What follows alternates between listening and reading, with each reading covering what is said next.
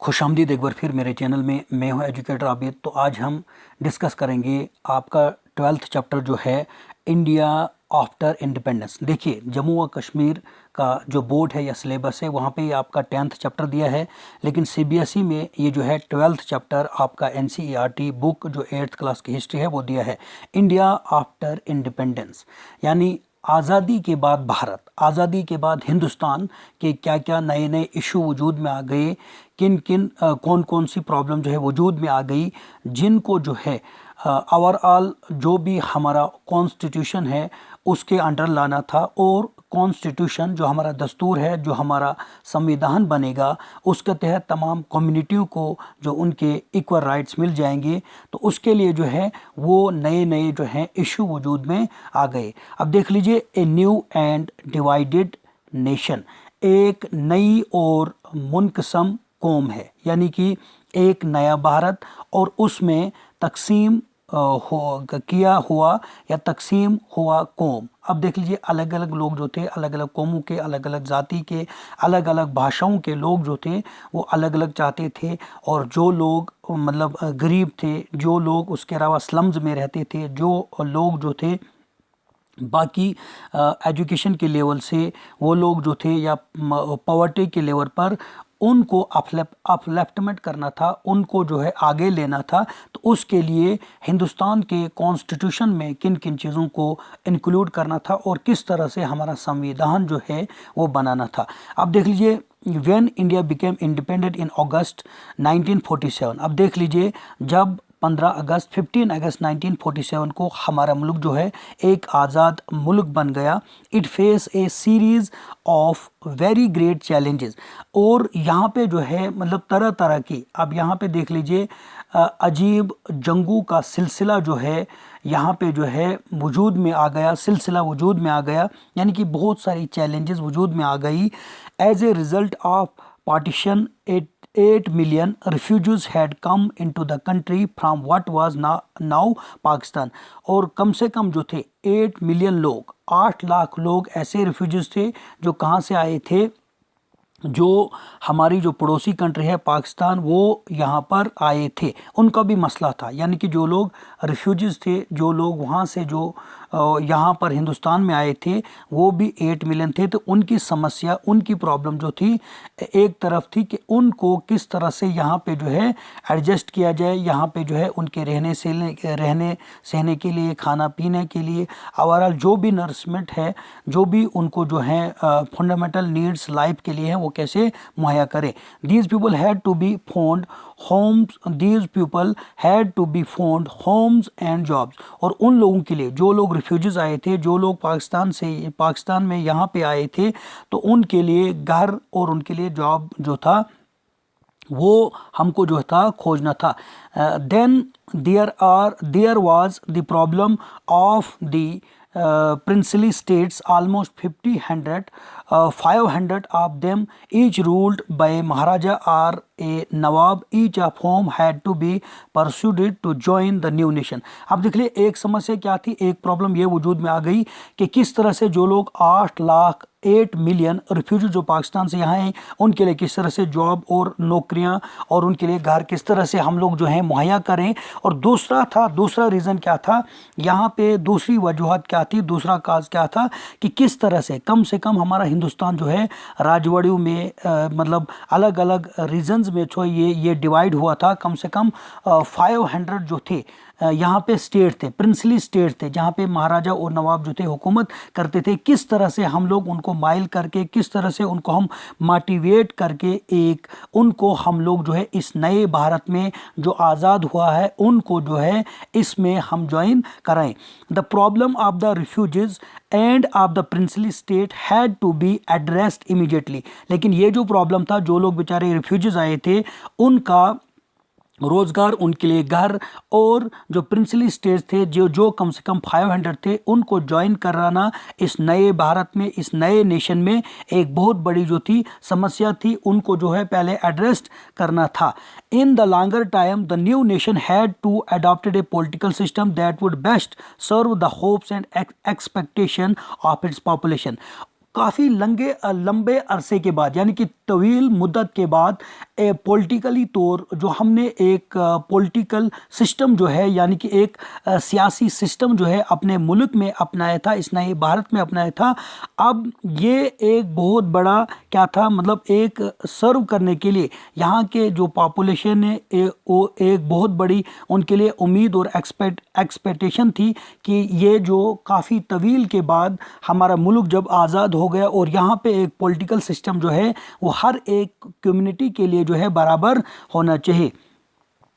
उसके बाद आप देख लीजिए India's population in 1947 was large. अब देख लीजिए 1947 में हिंदुस्तान की काफ़ी ज़्यादा आबादी थी, ऑलमोस्ट 345 मिलियन लोग यहाँ पे रह रहे थे। इट वाज आल्सो डिवाइडेड, और ये भी कम से कम 345 मिलियन लोग जो थे वो भी डिवाइड थे।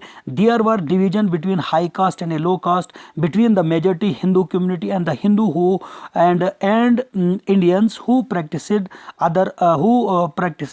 Other faiths. अब देख लीजिए यहाँ पे 1947 में यहाँ की जो टोटल आबादी थी वो थी 345 मिलियन, और ये भी लोग जो थे ज़ात पात पे ऊंची ज़ात नीची ज़ात पे हाई कास्ट और लो कास्ट में डिवाइड हुए थे। और हिंदू कम्युनिटी जो थी वो यहाँ पे जो थी मेजॉरिटी में थी, और बाकी लोग जो थे यानी कि मुस्लिम्स थे, सिख, ईसाई थे, वो अपने हिसाब से जो है अपने फेथ्स की, अपने अकीदत की वो लोग क्या करते थे, पैरवी करते थे। ये भी एक बहुत बड़ी चैलेंज थी।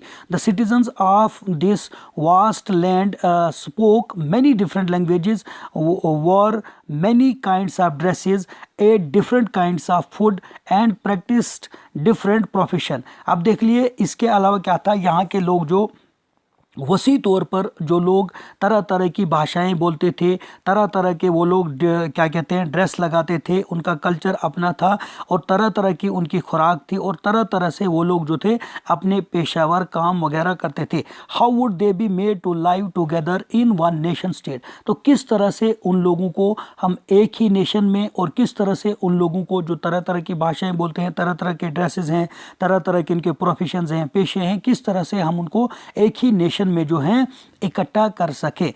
To the problem of unity was added the problem of the development. अब देखना यूनिटी के साथ साथ यानी कि तमाम कम्युनिटीज़ को, तमाम क्लासेस को, तमाम जो लोग तरह तरह की अलग अलग भाषाएं बोलते थे, अलग अलग क्या कहते हैं रीजन्स में वो लोग जो थे रह रहे थे, भाषाओं के तौर पर, मज़हब के तौर पर, ज़ात पात के तौर पर, उनको इकट्ठा करने के साथ साथ, उनको इत्तेहाद करने के साथ साथ दूसरी हमारी जो प्रॉब्लम थी वो थी डेवलपमेंट। किस तरह से हम विकास करें, किस तरह से हम लोग जो हैं तरक्की की ओर जो है बढ़ जाएं, किस तरह से हमारे मुल्क जो है डेवलप हो जाए।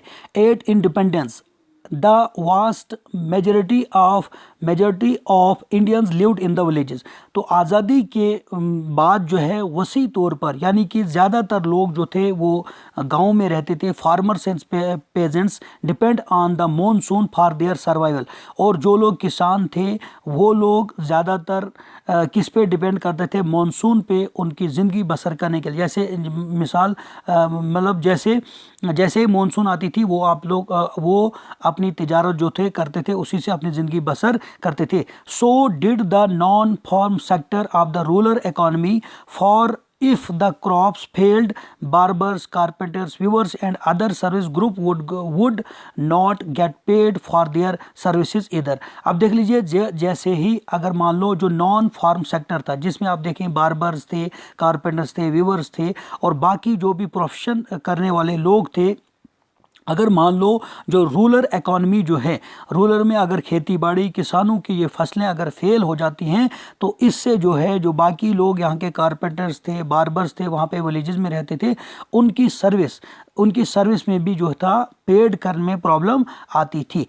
इन the cities factory workers lived in the crowded slums with little access to education और health care.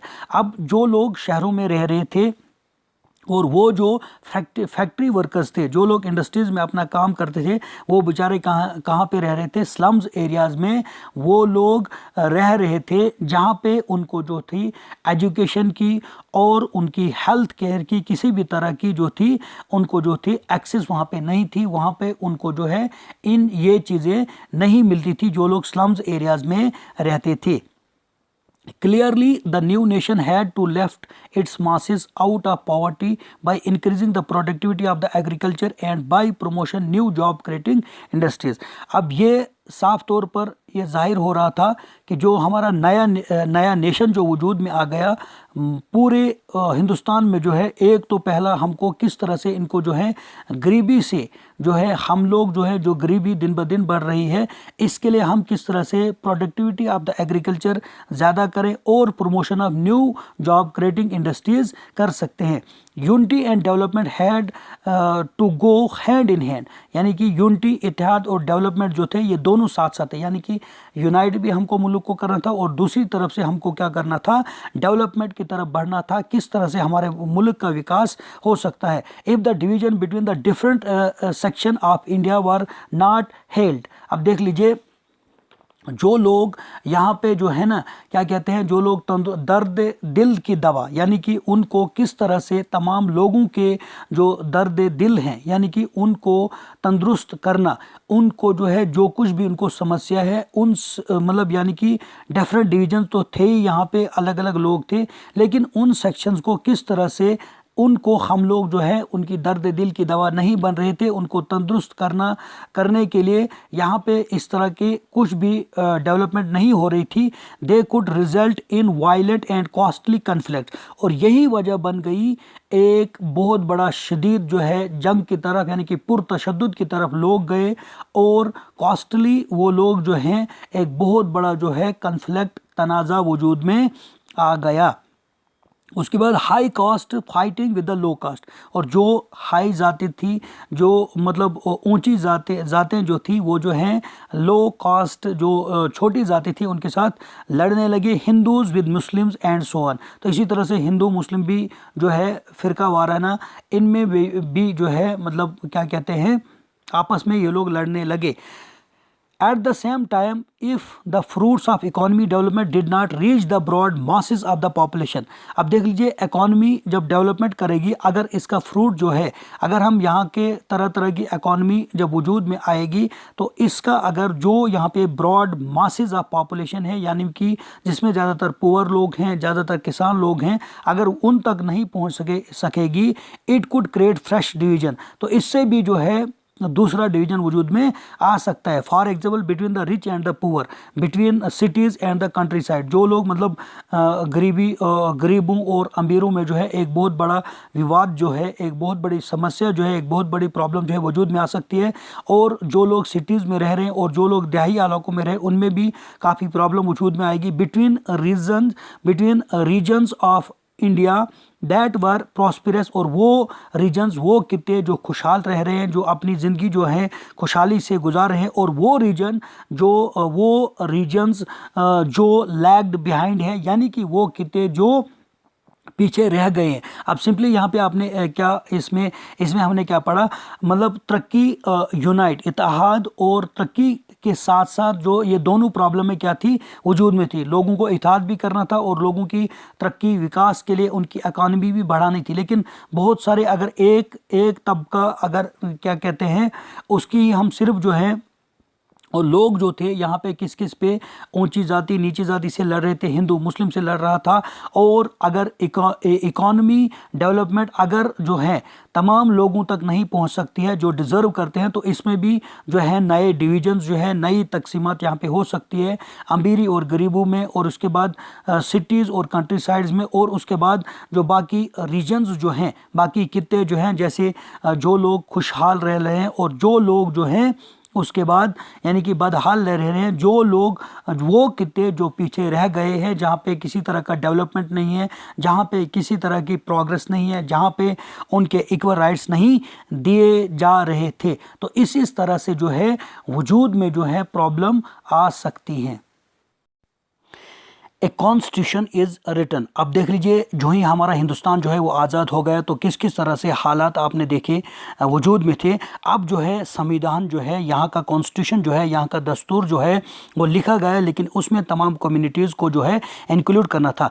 Between December 1946 and November 1949 some 300 Indians had a series of meeting on the country's political future. अब देख लीजिए, कम से कम जो है यानी कि 1946 और नवंबर 1949 में बहुत सारे हंड्रेड्स ऑफ लोग जो हैं वो गैदर हो गए और एक मीटिंग्स उन्होंने करी मुल्क की सियासी मुस्तकबिल को बनाने के लिए पूरे मुल्क में। The meetings of this constituent assembly were held in new Delhi. अब देख लीजिए, जो ये मीटिंग्स थी ये कहाँ पे हुई थी, ये हुई थी दिल्ली में, और जिस मीटिंग्स का नाम दिया गया कॉन्स्टिट्यूएंट असेंबली, जो 1946 में हुई थी। But the participants came from all over India. लेकिन इसमें जो है पार्टिसिपेंट्स कहाँ थे, पूरे हिंदुस्तान के हर खित्ते से आए थे, and from different political parties, और अलग अलग पार्टीज़ के पॉलिटिकल जो सियासी जमातें थी उनसे आए थे।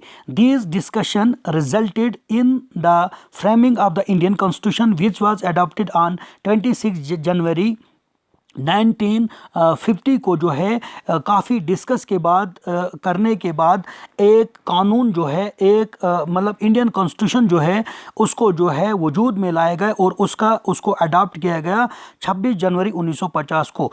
One feature of the constitution was it's adaptation of the universal adult franchise. तो कॉन्स्टिट्यूशन का जो एक फीचर्स था, एक खद्वकाल था, एक हिस्सा ये था जो इसमें जो है यूनिवर्सली तौर पर हर एक नागरिक जो है, हर एक सिटीज़न जो है उसको हक दिया गया फ्रेंचाइज का, यानी कि द राइट टू वोट। यहाँ पे आप देख सकते हैं द राइट टू वोट का जो है पूरे हिंदुस्तान के जो नागरिक है उनको दिया गया।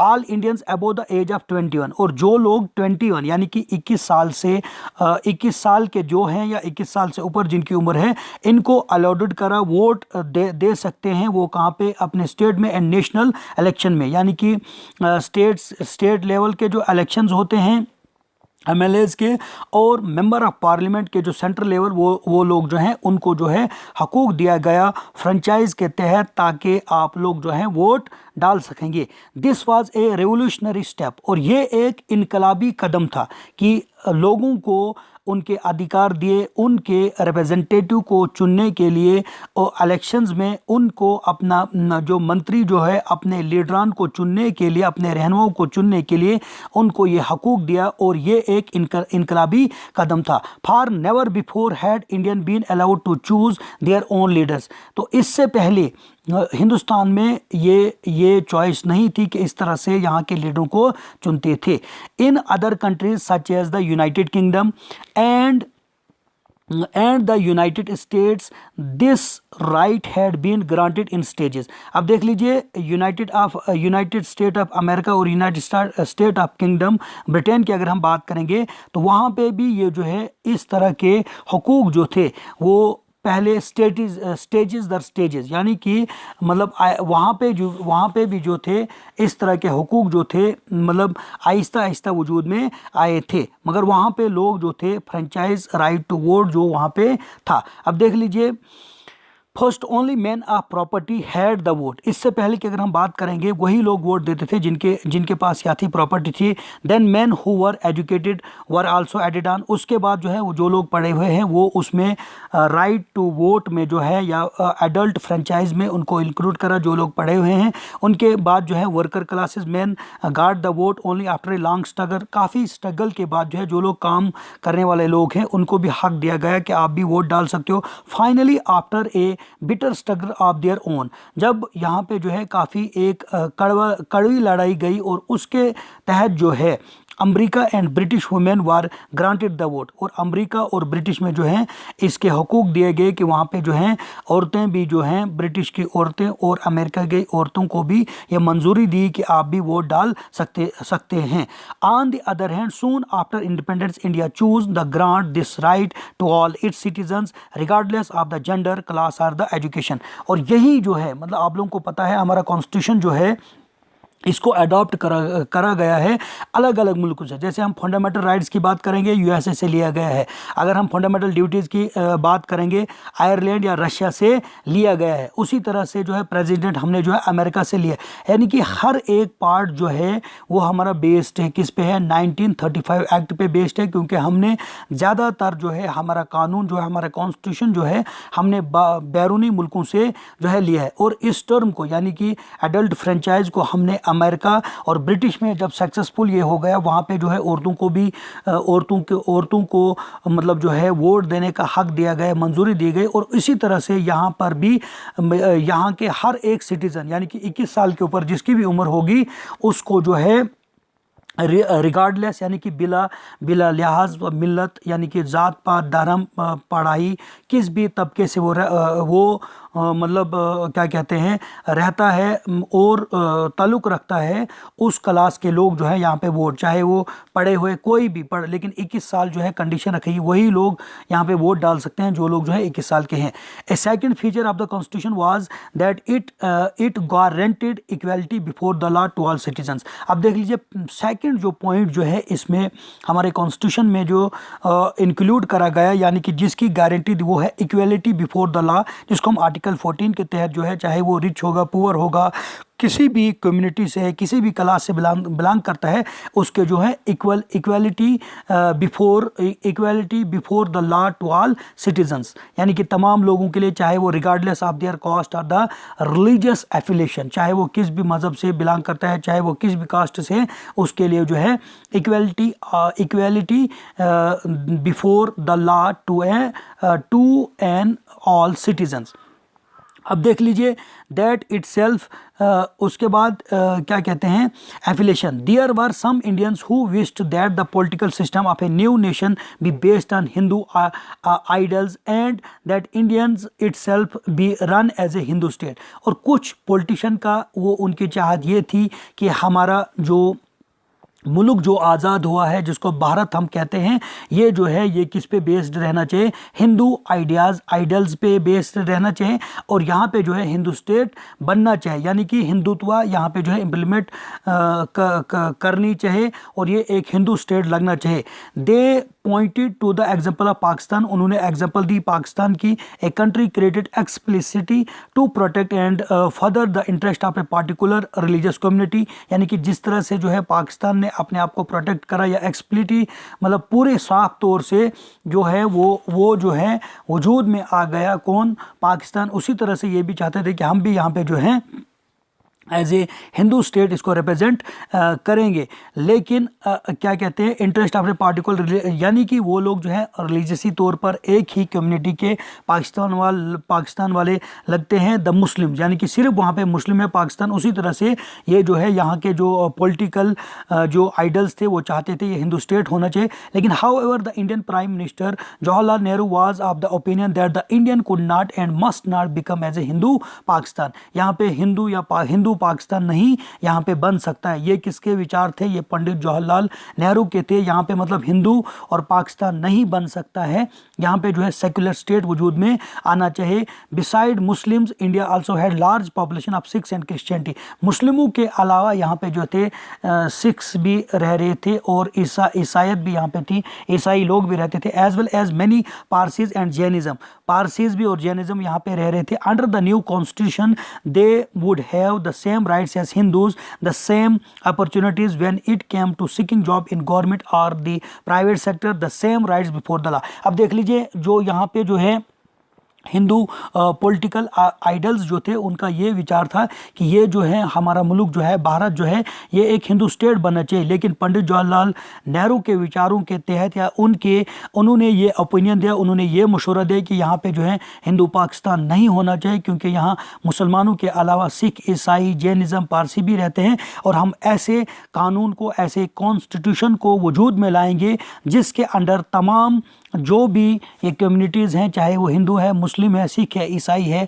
पारसीज़ है, हर एक को जो है इक्वल राइट्स दिए जाने चाहिए, इक्वल गवर्नमेंट जॉब्स उनको मिलने चाहिए और हर एक अपॉर्चुनिटीज़ हर एक कम्युनिटी के लोगों को मिलनी चाहिए। ए थर्ड फीचर अब देख लीजिए, पहला क्या था कि उन्होंने एडल्ट फ्रेंचाइज को अपनाया।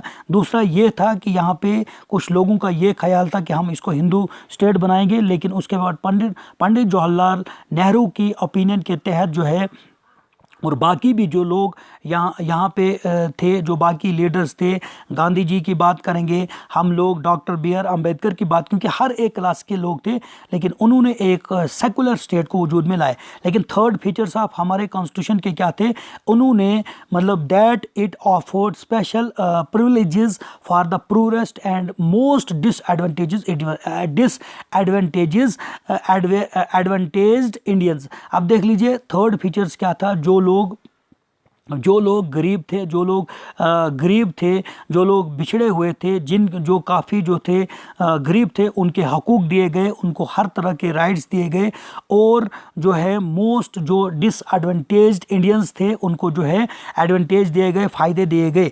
The practice of untouchability described as a slur and a blot. अब देख लीजिए यहाँ पे क्या था, जो लोग, आप देख लीजिए कि यहाँ पे जो एक बहुत बड़ी समस्या क्या थी, छूत छात की थी, अनटचेबिलिटी की थी, यानी कि लोग क्या थे, स्लर लगाते थे, इल्ज़ाम तराशी थी यहाँ के लोगों के ऊपर। एक बहुत बड़ा दब्बा ये था कि यहाँ पे जो है छूत छात, ऊंच नीच की यहाँ पे परख रेख हो रही है, और जो लोग छोटी क्या कहते हैं कास्ट से हैं उनको जो है छूत छात के स्लर और एक बहुत बड़े दब्बा और इल्ज़ाम तराशी वो लोग लगाते थे on the fair name of Indian, यानी कि इंडिया में जो है एक बहुत बड़ी बीमारी क्या है, छूत छात की है, ऊंच नीच की है, और इसको जो है वाज एबॉलिश्ड। और ये जो है आफ्टर द क्या कहते हैं जैसे ही कायम किया गया, कॉन्स्टिट्यूट किया गया हमारा कॉन्स्टिट्यूशन, तो ये जो है छूत छात की बीमारी जो थी यहाँ पे एक बहुत बड़ा धब्बा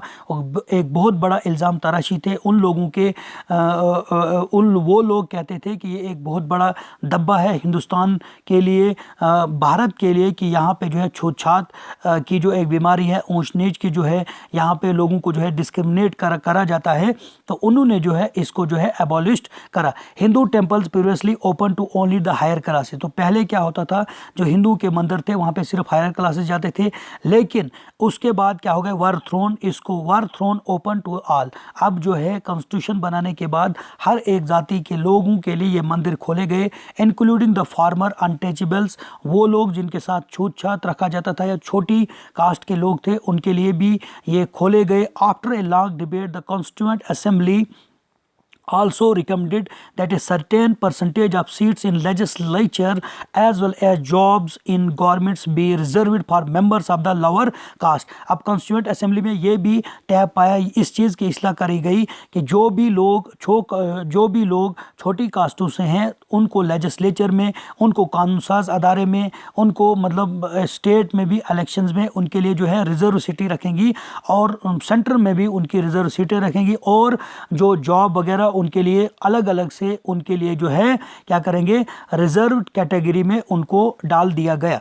It had been argued by some that untouchable, or as they were now known, Harijan candidates did not have good enough grades to get into the prestigious Indian administrative service। अब जो लोग इसके अलावा जो छूत छात जो था वो तो था ही, लेकिन उसके अलावा जो बाकी लोग थे, जैसे हरिजन जो लोग थे जिनको बेचारों को काफ़ी पीछे रखा गया था, उनको उस तरह के ग्रेड्स जो थे इंडियन अहदे नहीं दिए जाते थे इंडियन एडमिनिस्ट्रेटिव सर्विस में। But as one member of the constituent assembly H J Khandekar argued it was the upper caste who were responsible for the Harijan being unfit today। तो ये जो कॉन्स्टिट्यूएंट असेंबली में H J जो खांडेकर था, उसने इस बात पे उसने कहा हरिजन को जो है हरिजन को जो दबा रहा है वो इसके लिए रेस्पॉन्सिबल कौन है, जो लोग अपर कास्ट के हैं और उनको जो है अनफिट माना गया एडमिनिस्ट्रेटिव सर्विस में या बाकी वगैरह में, उनको जो है मतलब उनके उनके प्रॉपरली उनके हकूक़ नहीं दिए जाते थे। Addressing its more privileges colleagues Khandekar said we were suppressed for thousands of year. अब खांडेकर का ये कहना है हमको जो है सदियों से हम लोगों को दबाया गया है, सदियों से हम लोगों को जो है दबाया हुआ है। You were engaged us in your services to serve your ones and suppressed us to such an extent that neither our minds nor our bodies and nor even our hearts work nor are we able to march forward. और इस दबाव की वजह से यहाँ की जो नीची जातें हैं, हरिजन हैं, जहाँ की जो छोटी जातें हैं, उनके ऊपर जो है सदियों से उनको दबाया जा रहा है। और जिसकी वजह से चाहे हम सर्विस की बात करेंगे, चाहे हम उनके माइंड की बात करेंगे, हार्ट की बात करेंगे, इनको आगे नहीं बढ़ने देते हैं। एक डर सा जो है इनके दिलों में बैठ चुका है। Along with the former untouchables the adivasi are the scheduled tribes were also granted reservation in seats and jobs. अब देख लीजिए वो लोग जो लोग जंगलों में रह रहे थे, जो लोग ट्राइबल्स थे, उनके लिए भी मतलब सिक्स्थ ऑलमोस्ट यानी कि सिक्स शेड्यूल के तहत या फिफ्थ शेड्यूल के तहत जो है उनको भी रिजर्वेशन ऑफ सीट्स दी गई जॉब्स में और इलेक्शन के लिए। Like the schedule caste these Indians too had been deprived and discriminated against. और उसके अलावा शेड्यूल कास्ट के अलावा जो बाकी यहाँ के इंडियन जो थे उनके साथ भी क्या था, उनके साथ नाबराबरी की जाती थी, तो उनको भी अपने हुकूक से महरूम किया गया था। The tribals had been deprived of modern health care and education. और जो लोग आदिवासी थे, जो लोग जंगली थे, जो लोग जंगलों में ज़िंदगी बसर करते थे, उनकी सेहत और उनको एजुकेशन और सेहत, उनका हेल्थ केयर नहीं जदीद तौर पर नहीं था, उनको महरूम रखा गया था। While their lands and forest had been taken away by more powerful outsiders. और उसी दौरान जो था उनकी लैंड्स जो थी या जो फॉरेस्ट था जहाँ पे वो लोग रह रहे थे, उनसे जो है आउटसाइडर्स थे, जो ईस्ट इंडिया कंपनी थे, जो जिम्मेदार थे, जो बड़े बड़े लोग थे, उनसे छीना गया था। The new privileges granted them by the constitution were meant to make amends for this. अब ये जो नया कानून बनाया गया, हमारा कानून जो एक दस्तूर बनाया गया, हमारा कॉन्स्टिट्यूशन जो बनाया गया, तो इसके तहत जो है उनको उनके हकूक़ के बारे में भी जो है इसमें अमेंडमेंट करा गया। The constituent assembly spend many days discussing the powers of the central government various those of the state governments. अब काफ़ी देर तक जो है जो हमारी कॉन्स्टिट्यूएंट असेंबली बनी थी 1946 में, काफ़ी देर तक जो है काफ़ी दिनों तक उन्हें डिस्कस करा कि सेंट्रल गवर्नमेंट की पावर्स क्या रहेंगी और स्टेट गवर्नमेंट की पावर्स के इवज में स्टेट की क्या रहेंगी। Some member thought that the centre interest should be foremost. कुछ लोगों को ये कहना था कि जो है इसमें जो है फॉरमोस्ट रहना चाहिए, यानी कि सेंटर ही जो है बाकी स्टेट के ऊपर रहना चाहिए। Only strong centre it was argued would be in a position to think and plan for the well being of the country as a whole. और एक मतलब जो मरकज़ी जो सरकार है या अगर सेंटर स्ट्रॉन्ग होगा तो बाकी का सोचना ये था कि बाकी भी जो है हमारा नेशन जो है वो वेलबींग रहेगा और हमारी कंट्री जो है एक मतलब वजूद में जो है मजबूती के साथ रहेगी। Other members felt that the provinces should have great autonomy and freedom. लेकिन बाकी जो प्रोविंसेस में जो लोग रह रहे थे या बाकी मेंबर्स, उनका ये कहना था कि बाकी जो प्रोविंसेस हैं, बाकी जो राजवाड़ियाँ हैं, बाकी जो मतलब क्या कहते हैं महाराजों और जो प्रिंसिपल स्टेट है, उनको जो है ऑटोनॉमी और फ्रीडम दी जानी चाहिए। बाकी स्टेट्स जो बनाए गए थे जब इसको यूनाइट किया गया, उसके बाद a member from Mysore feared that under the present system democracy is centred in Delhi and it is not allowed to work in the same sense and separate in the rest of the country. लेकिन मैसूर के जो leader थे या वहाँ के जो बादशाह थे, उनका वहाँ के जो मेंबर थे, उनका ये कहना था एक जमहूरी निज़ाम में दिल्ली जो है वो मरकज़ बन के रहेगी और बाकी जो स्टेट हैं उनको जो है पूरी तरह से उनका सेम सेंस से उनको काम नहीं करा देना, मतलब उनको काम नहीं किया नहीं जाने लगेगा। और उसके अलावा जो है उनको जो है मतलब सेंटर ही ज़्यादातर उनके ऊपर रूल करेगी। A member from Madras insisted that the initial responsibility for the well being of the people of the provinces should rest with the provincial government. और जो लोग मद्रास के थे उन लोगों ने इस बात का इसरार करा कि इनिशियल जो रिस्पॉन्सिबिलिटी है एक मतलब well being of the people of the provinces की, वो जो है should rest with the provincial, जो प्रोविंशियल गवर्नमेंट्स हैं, जो मतलब स्टेट्स की गवर्नमेंट है, उनके अंडर रहनी चाहिए।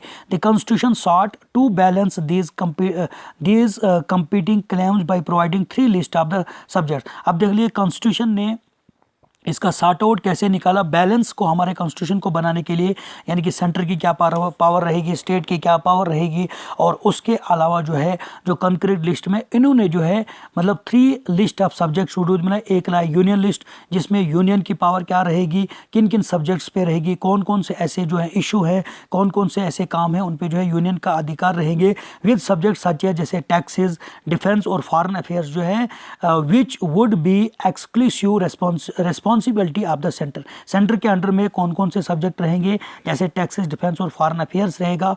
और उसके बाद आप देख लीजिए जो स्टेट लिस्ट ऑफ सब्जेक्ट्स में कौन कौन रहेंगे, एजुकेशन और हेल्थ रहेगी, which would be taken care of princely by the state. एक और उसके बाद कंक्रीट लिस्ट में under which would come subject such as forest and agriculture in which the centre and the state would have jointly.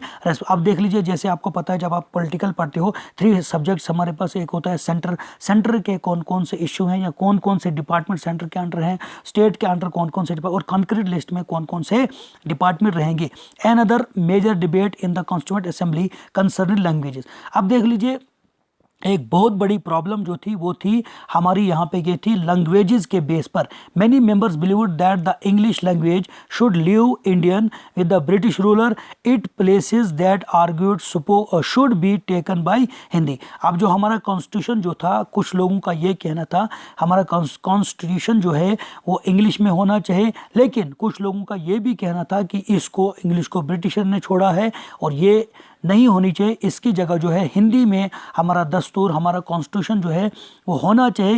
लेकिन how ever those who did not speak Hindi, वो लोग जो हिंदी नहीं बोल सकते हैं, उनका ओपिनियन ये था, उन्होंने speaking in the assembly T Krishnamachari conveyed a warning on the behalf of the people of south, some of whom threaten to separate from India if Hindi was imposed on them. तो जो लोग साउथ के थे उनका leader जो था जिसका नाम टी कृष्णामाचार्य था, उसने ये कहा, उसने एक वार्निंग दे दी तमाम साउथ की इंडियन जो लोग थे उनके मतलब बदले में उसने ये कहा कि अगर हिंदी को जो है इम्पोज करा गया, हिंदी में अगर कॉन्स्टिट्यूशन ऑफ इंडिया जो है लिखा गया, हम लोग क्या करेंगे, हम लोग एक बहुत बड़ा विवाद करेंगे और हम लोग जो हैं यहाँ पे जो है आप हिंदुस्तान से अलग हो जाएंगे।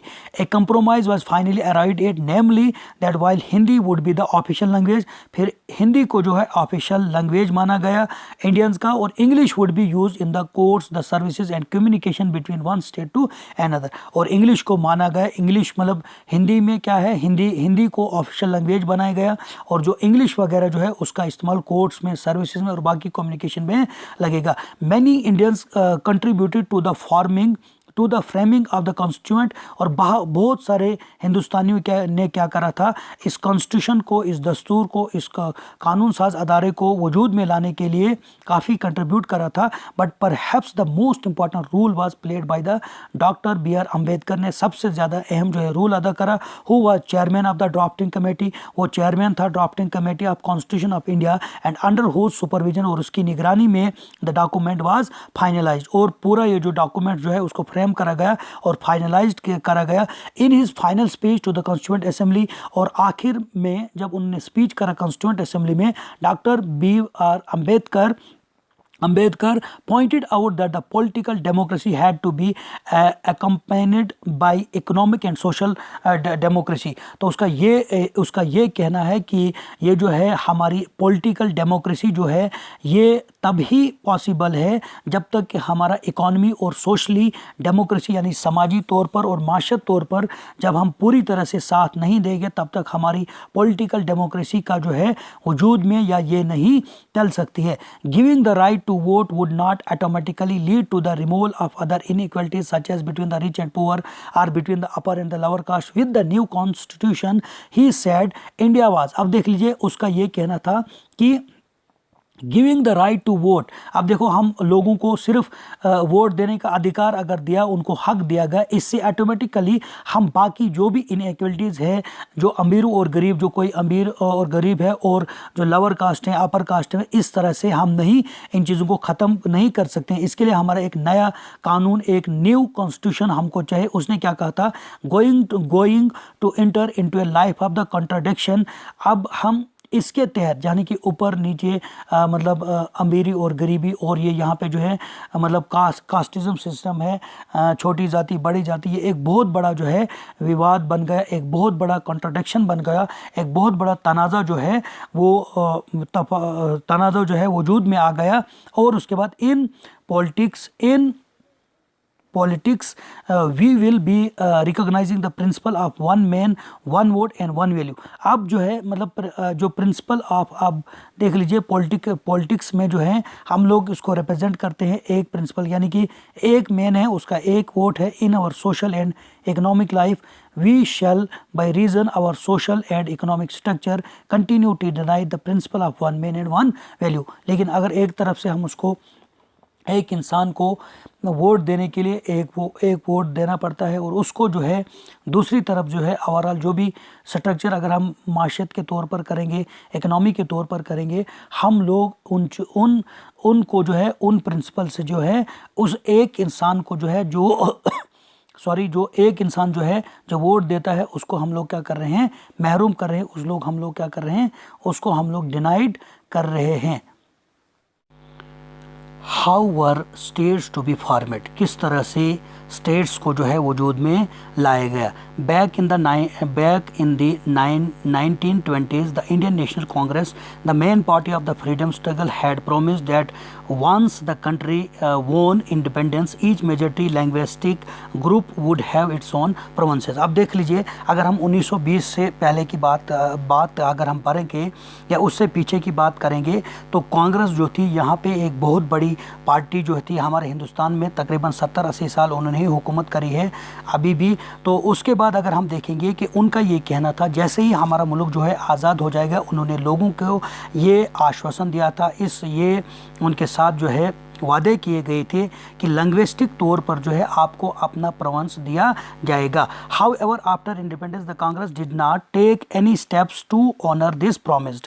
अब देख लीजिए, जो उन्होंने उनको प्रोमिस्ड करा था, उन्होंने इसके ऊपर कोई भी स्टेप्स नहीं उठाए जो ही हमारा हिंदुस्तान जो है आज़ाद हो गया। For India had been divided on the basis of the religion, despite the wishes and efforts of the Mahatma Gandhi. Freedom had come not to one nation but to two nations। अब देख लीजिए, क्योंकि उस वक़्त हमारा, जब हम आज़ादी के लिए लड़ रहे थे, उस वक़्त हमारा ये नहीं था कि हम लोग जो हैं मतलब पाकिस्तान और हिंदुस्तान बनेगा, यहाँ पे भारत और जो है पाकिस्तान बनेगा इस तरह। लेकिन जो ही हमारा मुल्क जो है आज़ाद हो गया, वो रिलीजन के तौर पर, वो मजहबी तौर पर जो है पाकिस्तान अलग हो गया हिंदुस्तान से। और ये गांधी जी को इस तरह का मतलब ये नहीं था कि हमारे टू नेशन बनेंगे। हाँ, अगर यहाँ पर जो है फिर भाषाओं के तौर पर जो लोग भाषाई मतलब इलाकाई तौर पर जहाँ पे लैंग्वेजेस के बेस पे वो रहे थे, किस तरह की वो लैंग्वेजेस करते थे, उनको दिया जाए। लेकिन यहाँ पे उल्टा हो गया, ये जो है ये दो नेशंस में तब्दील हो गया। As a result of the partition of India, more than 1 million people had been killed in a riots between the Hindu and Muslim.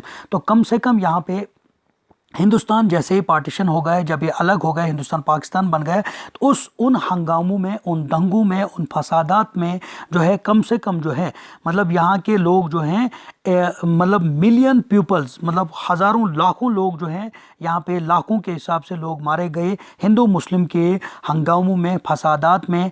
Could the country afford for the division on the base of language. तो कैसे जो है ये possible था, कैसे ये चीज़ possible थी कि अब जो है इस्तात रखता ये मुल्क कि अब लैंग्वेजेस बेस पर भी ही जो है ये मुल्क को तकसीम कर देते। Both prime minister Nehru and deputy prime minister Vallabh Bhai Patel were against the creation of the language state. और दोनों जो प्राइम मिनिस्टर पंडित जवाहरलाल नेहरू और हमारे डेप्यूटी प्राइम मिनिस्टर जो थे वल्लभ भाई पटेल, वो इस मतलब लैंग्विस्टिक स्टेट्स के यानी कि भाषाओं के तौर पर स्टेट को अलग करना, इस क्रिएशन के खिलाफ थे कि इस तरह से स्टेट जो है वो वजूद में आने चाहिए।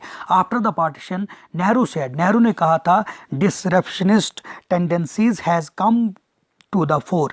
To chuck them, the nation had to be strong and united, or as Patel put it. तो उसका ये कहना था, जो हमारे प्राइम मिनिस्टर जो थे उसका ये कहना था कि पहले ही हमारा मुल्क जो है वो तफरका अंगेज से गुज़र रहा है। यहाँ पे जो है मतलब तफरकात जो है यहाँ पे जो है अलग अलग डिसरप्शनिस्ट जो है वजूद में आ गई है। तो काफ़ी चिंता इस बात की है। अब हमको इसको यूनाइट करने के लिए, काफ़ी स्ट्रॉन्ग जो है इस नेशन को यूनाइट करने के लिए, जिस तरह से पटेल ने कहा था या पटेल ने रखा था उसी तरह ये होना चाहिए।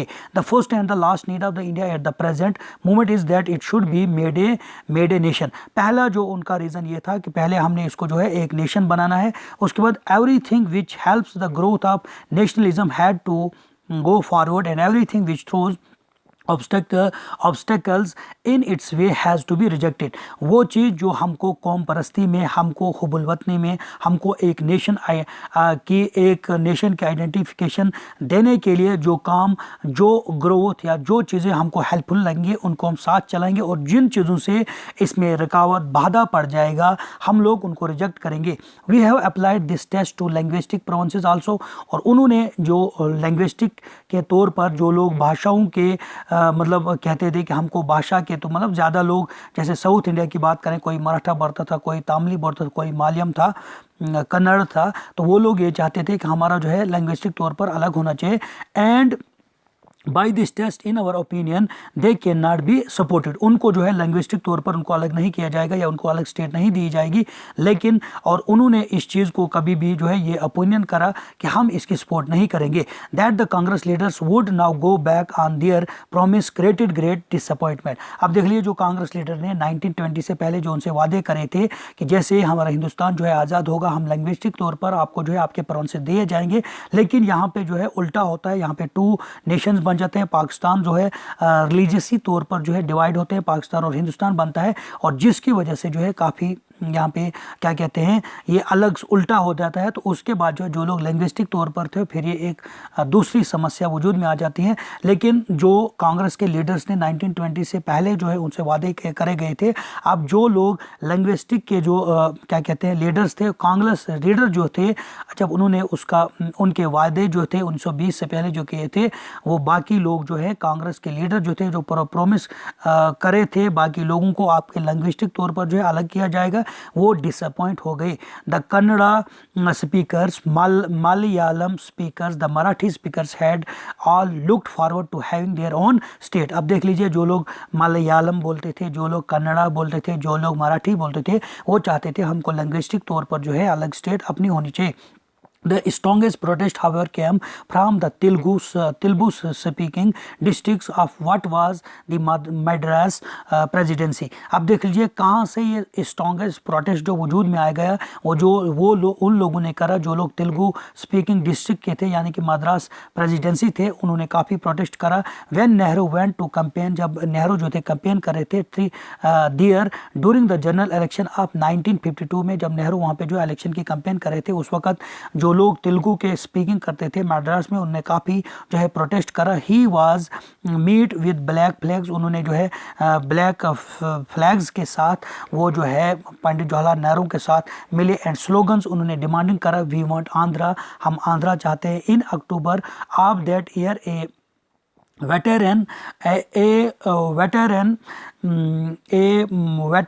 Gandhian named Poti Shri Mola went on a hunger fasting demanding the formation of the Andhra state to protect the interest of the Telugu speakers। अब देख लीजिए इन अक्टूबर में क्या होता है, गांधीयन नेम ए वेटेरियन क्या होता है, एक जंगजू जो जंग में शामिल रहा है, किसके साथ, गांधी के साथ, जिसने जंग में हिस्सा लिया था, उसका नाम क्या था, उसका नाम क्या था, श्री मोला। और और वो हंगर स्ट्राइक पे रह गए और वो कहने लगे और प्रोटेस्ट करने लगे कि जो लोग तेलुगु स्पीकर्स हैं उनको जो है आंध्र जो है अलग होना चाहिए।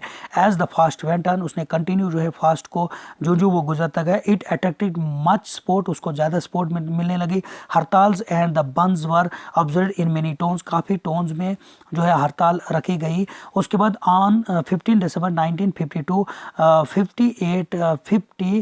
8 days into his fast Potti Sri Ramulu died. और उसके बाद जो है कम से कम जब वो 80 डेज जो है 58 डेज वो कंटिन्यू जो है जो वेटरनियन था, जो जंग में शामिल था, किसके साथ, गांधी के साथ, और उसने वादा करा था हम जो है लैंग्वेजेस तौर पर हम एक नया आंध्र बनाएंगे। जब उसके लिए उसने प्रोटेस्ट करते करते जो है फास्ट रखा और वो मर गया कम से कम 58 दिन के बाद। As a newspaper put it, the news of the passing away of Shri Ramola engulfed the entire Andhra in chaos. अब देख लीजिए, जैसे ही उसकी जो जब मौत सुनाई गई, उसने जो है पूरा जो आंध्रा जो है वो डूब गया उसके मातम में, और वो डूब गया। एक बहुत बड़ा कियास जो है, एक इंतशार जो है, अफरा तफरी जो है आंध्रा में वजूद में आ गई। The protest were so wide separate and intense that the central government was forced to give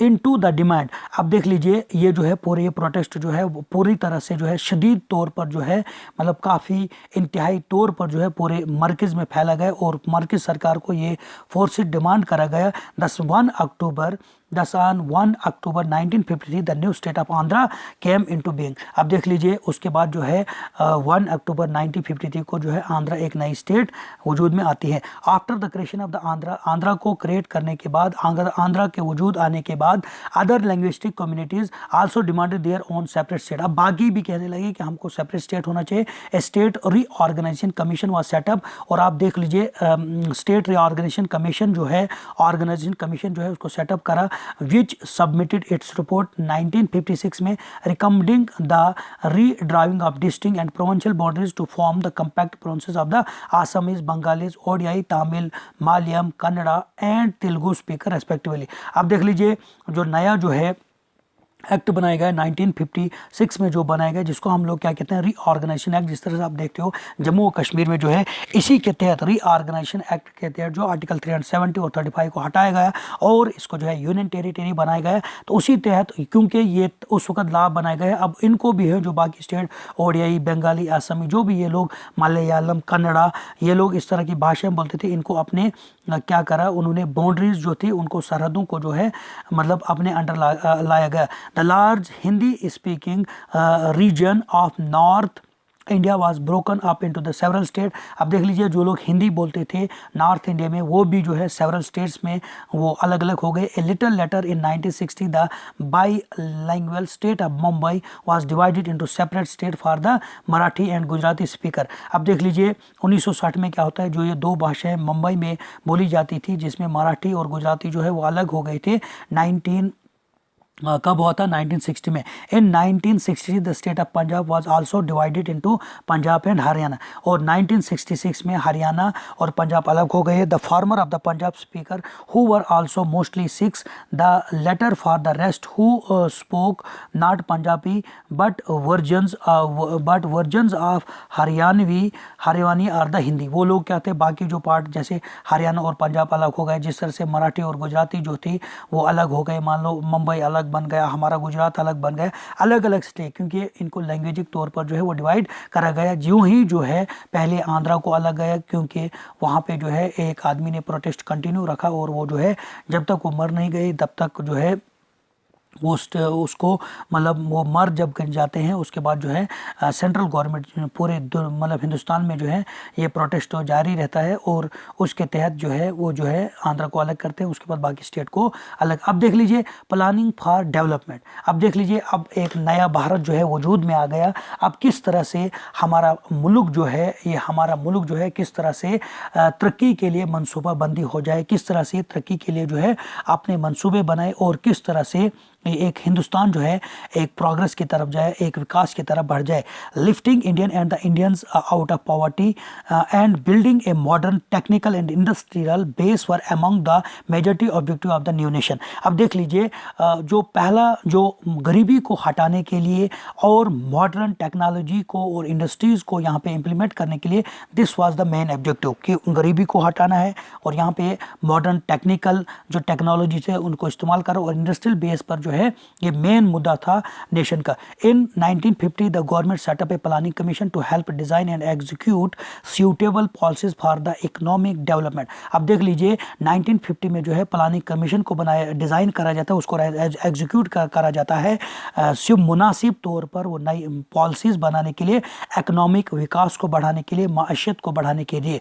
their was a broad agreement on what was called a mixed economy model, और ये एक बहुत बड़ा उसी तौर पर एक ऐहदनामा हुआ था जिसमें जो है हमारी इकॉनमी जो है वो मिक्सड इकॉनमी है। देखिए हिंदुस्तान की इकॉनमी जो है वो है क्या है, वो है मिक्सड इकॉनमी। अब ये मिक्सड इकॉनमी क्या होता है, here both the state and the private sector would play important and the complementary rules in increasing production and generating jobs. अब देख लीजिए यहाँ पे क्या होता है, मिक्सड हमारी जो है मिक्सड इकॉनमी है। जब प्लानिंग कमीशन के तहत जो है एक मिक्सड इकॉनमी जिसमें स्टेट का भी रूल होता है और प्राइवेट सेक्टर जो भी होते हैं उनका एक अहम रूल होता है पर इंक्रीजिंग प्रोडक्शन के लिए, पैदावार बढ़ाने के लिए और जनरेटिंग जॉब्स के लिए। अब उसी तरह से आप देख लो यहाँ पे हमारे अंबानी साहब है, क्या कहते हैं, बाकी जो भी ये बड़े बड़े जो जिनको काफ़ी जो है दौलत है वो लोग जो है गवर्नमेंट के साथ साथ शाना बशाना होते हैं। क्यों? क्योंकि यहाँ पे मिक्सड इकॉनमी है जहाँ पे हमारा मुल्क जो है इन्वेस्ट नहीं कर सकता है, वहाँ पे वही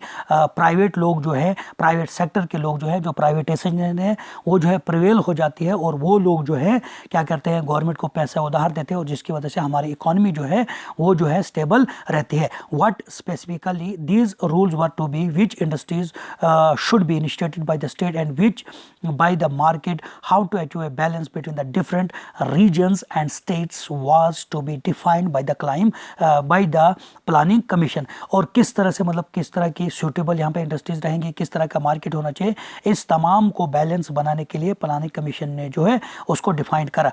इन 1956 the second 5-year plan was form. आपको पता है हमारे यहाँ क्या है, प्लानिंग कमीशन था जिसको आज लोग जो है उसका नाम जो है शायद 2017 के बाद जैसे ही भाजपा सरकार आ गई तो उसको जो है नीति आयोग में डाला गया, यानी कि प्लानिंग कमीशन ही वो है। लेकिन पहले क्या था, हमारे फर्स्ट ईयर प्लान होते थे, सेकंड ईयर, थर्ड प्लान, तो 12th ईयर प्लान जो है उसके बाद यहाँ पे नीति आयोग आ गया। This focus strongly on the development of the heavy industries such as steel and on the building of the large dams. अब देख लीजिए इसमें जो है जो आपका 1956 का जो सेकेंड 5-year प्लान जिसको कहा जाता है उसमें ये फार्मूलेट करा गया कि यहाँ पे जो है हैवी तौर पर हम इंडस्ट्रीज़ को जो है इंस्टॉल करेंगे और स्टील वगैरह की इंडस्ट्रीज डालेंगे और यहाँ पे बिल्डिंग डैम्स करेंगे। These sectors would be under the control of the state. और ये तमाम सेक्टर जो हैं, चाहे हम इंडस्ट्रीज़ की बात करेंगे चाहे हम डैम्स की बात करेंगे, स्टेट के अंडर होंगे। This focus on heavy industry and the effort at state regulation of the economy was to guide economy policy for the next 5 decades। और इसी तरह से ये फोकस करा जाता है कि ये जो हैवी इंडस्ट्रीज़ है और यहाँ पे इस तरह की कोशिश करी जाए करने लगे कि किस तरह से हम रेगुलरी तौर पर हमारी इकॉनमी जो है इसको जो है गाइडलाइन जो भी पॉलिसीज़ होती है कुछ समय के लिए, कुछ सालों के लिए हम जो है अच्छी तरह से इनको जो है क्या करें, इनकी गाइड कर सकें। This approach had many strong supporters but also some vocal critics. तो कुछ लोग जो थे इसके सपोर्ट कर रहे थे, लेकिन कुछ लोग जो थे इसकी मतलब ज़बानी तौर पर वो लोग क्या करते थे, इस मतलब ये जो प्लानिंग कमीशन था इसके खिलाफ करते थे। Some felt that it had put inadequate emphasis on agriculture. कुछों का ये ख्याल था कि ये नाकाफ़ी नहीं है, खुसूसी जो अहमियत जो है एग्रीकल्चर की तरफ दी जाती है ये नाकाफ़ी है, कुछ में ये महसूस कर रहे थे। It had put in adequate, यानी कि इन एडिकेट क्या है, नाकाफ़ी था कि एग्रीकल्चर पर जोर दिया जाए। लेकिन other argued that it had neglected primary education. कुछ कहते थे एग्रीकल्चर की तरफ ध्यान दिया जाना चाहिए, कुछ कहते थे एजुकेशन की तरफ ध्यान दिया जाना चाहिए। तो still others believed that it had not taken account of the environmental implication of the economic policies। तो कुछ लोग उस चीज़ पर उनको मतलब still others believe that it had not taken account of the environmental implication of the economic policies. तो environmentally तौर पर किस तरह से हमारी इकोनॉमिक पॉलिसी जो है वो इफ़ेक्ट हो सकती है। But as Mahatma Gandhi ji follower Meera Behn wrote in 1949 by science and machinery, he mankind may get huge returns for a time, but ultimately will come dissolution. We have got to study nature's balance and develop our lives within her laws if we are to survive as a physical, healthy and a moral descendant species। अब देख लीजिए गांधी जी के जो father थे मेरा बहन, उसने कहा था कि यहाँ पे जो है साइंस और मशीनरी को जो है ज़्यादा तौर पर ह्यूज, उससे ही हमारा रिटर्न्स आएगा, लेकिन अल्टीमेटली उसका हल जो होता है यानी कि रिटर्न्स जो हमारा उससे हो जाएगा वो काफ़ी नहीं होगा, और बाकियों का बाकी फिज़िकली तौर पर जो है हमारी हेल्थ आधे लोगों का और हमारा डिसेंडेंट्स जो भी स्पेसीज है वो किस तरह से बैलेंस में रहें, आधे लोगों के ये ख्याल थे। अब देख लीजिए यहाँ पे आप देखते हैं द नेशन 60 ईयर्स ऑन। अब देख लीजिए 60 साल के बाद यहाँ पे ये कर रहा है बात ऑन 15 अगस्त, जब आपकी ये बुक जो है पब्लिश करी है 2007 में, 15 अगस्त 2007 में India celebrated 60 years of its existence as a free nation. अब देख लीजिए मतलब जो है 60वां जो है यानी कि 60 ईयर्स जो है मतलब कम से कम 60 साल आज़ादी का जो वहाँ पे उस वक़्त जो है फ्री नेशन बना रहा था। How will has the country done in this time, तो कैसे कंट्री जो है किस तरह से इस वक्त ठीक ठाक है, क्या है, and to what extent it fulfilled the ideal set out in this constitution, और किस तरह से हमारा जो है कॉन्स्टिट्यूशन जो है वो बढ़ गया है और तमाम आइडियल्स जो हैं इसमें सेट करे हैं हमारे कॉन्स्टिट्यूशन में। अब देख लीजिए इसमें हम यही पढ़ेंगे कि किस तरह से बाकी मतलब 2000 अब जो है हमारा मतलब किस तरह से हमारे जो है यहाँ पे प्रॉब्लम है। अब यहाँ पे आप देख लीजिए जैसे यहाँ पे the constitution recognizes equality before the law, but in real life some Indians are more equal than others judged by the standard it set up itself of the independence. The republic of India has not been a great success but it has not been a failure either. अब देख लीजिए 2007 के बाद जब हम मतलब हिंदुस्तान का आज़ादी का जब हम 60वां साल मना रहे थे तो उसमें क्या क्या चीज़ें पाई गई, तो हम यही देखते हैं कि यहाँ पे अभी भी जो है तरह तरह की प्रॉब्लम जो है वायलेशन होता है, यहाँ पे डिस्क्रिमिनेशन है।